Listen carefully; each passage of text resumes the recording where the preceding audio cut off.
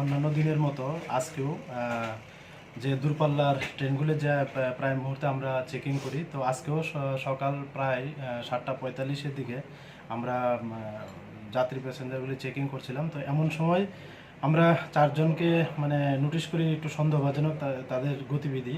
তারপর আমরা চারজনকে ডিটেইন করি ওই স্পটেই, আগরতলা রেল স্টেশনের যে মেইন গেট, প্ল্যাটফর্মের এন্ট্রি গেট। তো তাদেরকে জিজ্ঞাসাবাদ করে প্রথমে জানতে পারলাম যে তারা রোহিঙ্গা এবং তারা প্রায় 8 বছর আগেই মানে ওয়েস্ট বেঙ্গল বনপুল একটা বর্ডার আছে তাদের কথা আর কি, তারা বাংলাদেশ থেকে হায়দ্রাবাদে গিয়েছিলেন।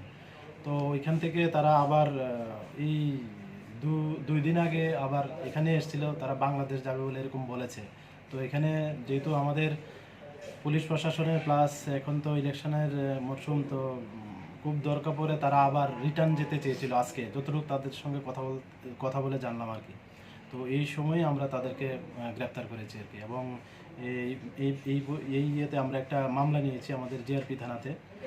আজকে তাদেরকে কোর্টে ফরওয়ার্ড করবো। তাদের নামগুলি কি? তাদের একজনের নাম হলো আব্দুল রশিদ, আর তাদের পিএস এমনি বলেছে মন্ডু, ডিস্ট্রিক্ট আইকুব মায়ানমারের। আর আব্দুল রশিদের বয়স 24, সবার একই বাড়ি।